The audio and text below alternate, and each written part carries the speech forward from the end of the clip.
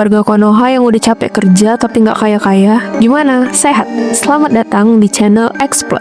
Channel dimana kamu bisa tahu jalan cerita film tapi males nonton langsung. Kali ini kita akan ngerangkum sebuah film yang memiliki ending paling sedih sepanjang masa. Film ini berjudul The Mist tahun 2007 yang bercerita tentang orang-orang yang terjebak di dalam sebuah swalayan karena menghindari sesuatu yang muncul dari dalam kabut. Apakah sesuatu itu? Kenapa film ini memiliki ending paling sedih? Yuk, langsung aja kita simak alur ceritanya.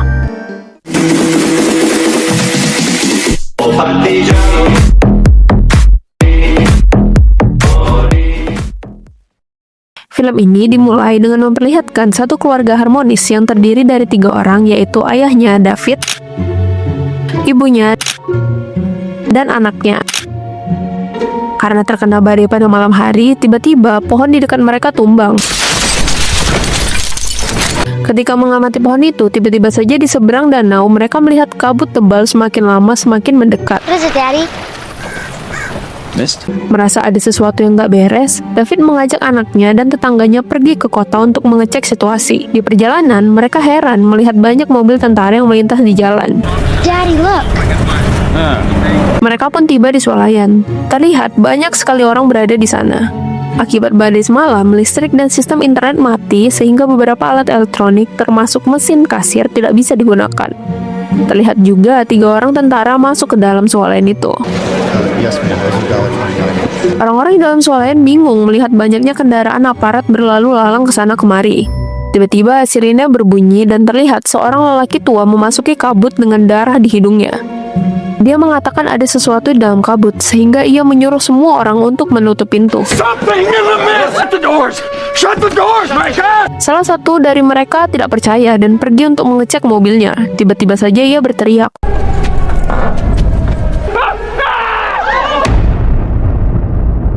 Tak lama kemudian, terdengar suara ledakan dan semua orang pun ketakutan.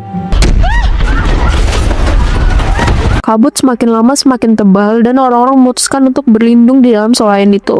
David mengecek generator yang berada di bagian belakang supermarket. Terlihat generator itu mengeluarkan asap yang sangat banyak.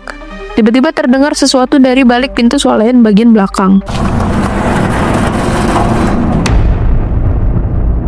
Mendengar hal itu, David melaporkannya kepada orang lain dan mereka mengeceknya bersama-sama. Ternyata generator mengeluarkan banyak asap akibat ventilasi udara di luar yang tertutup dan membuat sirkulasi udara generator tidak baik dan akhirnya overheat. Salah satu dari mereka menyodorkan diri untuk mengecek ventilasi di luar. I wanna go. It was my idea. David melarangnya karena ia yakin ada sesuatu yang nggak beres di sana. Oh, wait, just stop, okay? Namun mereka nggak percaya dan tetap menyuruh salah satu dari mereka untuk keluar. Saat pintu dibuka, terlihat kabut yang sangat tebal. Tiba-tiba, sebuah tentakel terlihat masuk dan menarik kaki pemuda itu. David mencoba menahannya sedangkan yang lain terlihat syok. Sekuat tenaga mereka menahannya, namun sayang ia tetap ditarik oleh tentakel itu. Akibat pintu swalayan yang terbuka, tentakel-tentakel tersebut pun masuk satu persatu termasuk tentakel yang sangat besar. Setelah memangsa si pemuda tadi, tentakel itu pun mundur. David yang sudah marah mencoba menebasnya sampai terpotong meski hanya sedikit. Melihat kejadian itu, mereka yang awalnya tidak percaya akhirnya percaya dengan apa yang dikatakan David. Mereka sepakat untuk memberitahu orang-orang di dalam swalayan satu persatu. Mereka mulai dari tetangganya tadi, Brand. David meyakinkan bahwa terdapat tentakel di dalam kabut yang dapat memangsa siapa saja, namun dia tidak percaya dan malah menganggap mereka hanya bercanda. Gentlemen, I'm sorry, I'm just not that stupid. David mencoba untuk memperlihatkan bukti tentakel yang tadi sempat terpotong kepadanya, namun dia menolak. Mereka mengumpulkan semua orang, dan David mulai memberi penjelasan tentang adanya tentakel di dalam kabut tersebut. Untuk menangkal orang-orang yang tidak mempercayainya, ia menunjukkan bukti sepotong tentakel yang tertinggal di belakang tadi. It appears we may have a problem of some magnitude. Orang-orang mulai percaya, namun tetangga kulit hitamnya itu tetap tidak percaya dan merasa bahwa itu semua hanya rekayasa David. Pertahanan hidup pun dimulai. Mereka mulai menutup jendela yang transparan dengan menumpuk karung makanan anjing. Seseorang yang terlihat sangat agamis, yaitu Carmody, membuat suasana menegangkan karena ocehannya tentang Tuhan. Orang-orang banyak yang marah dan menganggap apa yang dikatakannya hanyalah omong kosong. Di tengah-tengah percobaan bertahan hidup, hal yang sangat diperlukan untuk pertahanan diri adalah senjata api. Seseorang bernama Cornell mengatakan bahwa ia memiliki senjata api, namun sayangnya senjata itu berada di truknya. Beruntungnya, salah seorang wanita membawa senjata api di sakunya meskipun peluru yang mereka miliki tidak banyak. Brand dan beberapa temannya yang tidak percaya mencoba untuk keluar. Let us pass, please! Let's just talk this thing. David pun menghadangnya, tapi mereka bersikeras. Seek rescue. We're going out. Akhirnya David memperbolehkan, tapi dengan syarat mereka harus diikat dengan tali agar terhubung dengan dia. Mereka mencoba mencapai truk milik Cornell dan mengambil senjata api. Baru saja mereka keluar, tiba-tiba tali yang menghubungkan Brand dan teman-temannya tertarik dengan kencang. David panik dan menariknya sekuat tenaga. Begitu tali itu mengendur, terlihat darah membasahi seluruh permukaannya dan yang tertinggal hanyalah potongan tubuh yang masih terikat. Malam pun telah tiba. Karena generator dalam swalayan itu rusak, mereka tidak bisa menggunakan penerangan sama sekali. Salah satu dari mereka yang sedang berjaga, tiba-tiba makhluk seperti serangga berukuran besar muncul di jendela. Semakin diamati, ternyata serangga itu semakin banyak dan muncul makhluk seperti burung besar yang memangsa serangga itu. Karena semakin banyak burung yang menabrak kaca, akhirnya kaca itu pun pecah. Keadaan menjadi panik. David mencoba mengusir mereka dengan menggunakan obor. Tiba-tiba telinga dari salah seorang mereka dimakan dan Sally, salah satu pegawai toko tersebut, tergigit serangga yang membuat lehernya menjadi membesar. Ketika ingin membuat obor, salah seorang dari mereka terpleset dan membuatnya terbakar. David sedang mencoba membunuh salah satu burung, namun tiba-tiba anaknya muncul. Untung saja, si pria cebol itu berhasil menembaknya. Saat terbangun, Amanda melihat wanita yang tadi menjaga anaknya David, Hetty, sudah dalam keadaan tidak sadarkan diri dengan botol pil kosong di sebelahnya. Diduga ia telah overdosis. Merasa butuh melengkapi obat-obatan, David dan teman-temannya mencoba untuk berjalan keluar menuju toko farmasi. Mereka pun memulai perjalanannya. Saat sampai di toko farmasi, terlihat toko itu tidak ditutup, yang menyebabkan kemungkinan makhluk mengerikan itu ada di dalam. Saat David dan yang lain lagi memilih obat, tiba-tiba... Oh, God. Oh, God. No. Ternyata tempat itu sudah dipenuhi sarang dari serangga-serangga tadi. Mereka membangun sarang dengan menggunakan jaring-jaring dan tubuh manusia. Salah satu dari orang yang terperangkap sarang tiba-tiba terbangun. Saat ingin ditolong, ternyata di dalam tubuhnya terdapat banyak sekali serangga. Serangga tersebut menembakkan jaring yang membuat kaki salah seorang dari mereka terluka.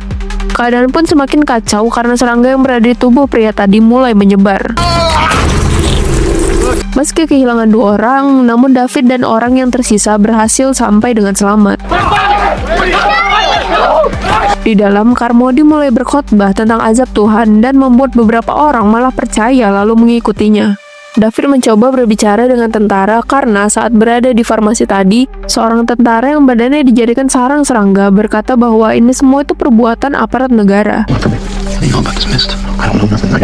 Setelah mencari temannya, ternyata 2 orang tentara tersebut sudah ditemukan gantung diri.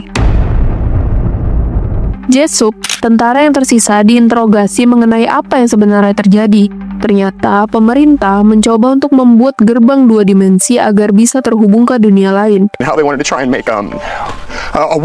Ternyata hal tersebut malah mengundang makhluk dari dunia lain untuk datang ke bumi.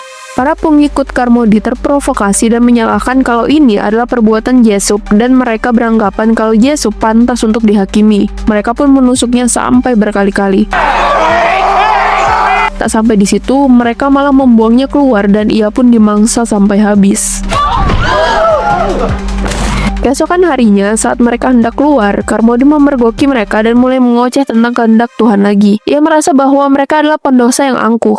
Pengikutnya yang terprovokasi pun malah mencoba untuk menyerang David dan teman-temannya. Tiba-tiba, ia pun modar. David dan yang lainnya berhasil keluar lalu berusaha mencari mobil. Namun tiba-tiba Oli tertangkap. Sisa kelompok yang selamat segera masuk ke dalam mobil. Melihat sebuah pisau di atas kap mobil, David mencoba untuk meraihnya dan untungnya ia pun berhasil. David menuju rumahnya dan ia melihat istrinya sudah dalam keadaan yang mengenaskan. Mereka melanjutkan perjalanan dan berharap bisa menembus kabut tersebut. Namun di tengah jalan, mereka melihat makhluk seperti alien yang sangat besar di hadapan mereka. Jalan demi jalan mereka telusuri, namun tidak kunjung menembus kabut. David dan yang lainnya pun merasa putus asa. Ia menghitung sisa peluru yang terdapat di dalam pistol dan hanya ada 4 peluru, sedangkan mereka ada 5 orang. David pun memilih untuk menembak mereka satu persatu. Di tengah jeritan keputusasaannya, ia mencoba menembak dirinya sendiri, tapi pelurunya habis. Ia keluar dan berharap akan dibunuh oleh makhluk alien itu. Namun, yang ia lihat bukanlah makhluk tersebut, melainkan sebuah tank. Ternyata, keadaan sudah terkendali dan banyak orang yang berhasil dievakuasi. Sarang-sarang makhluk itu pun dibakar satu persatu. Di akhir film kita melihat teriakan penuh penyesalan David. Dan film pun selesai.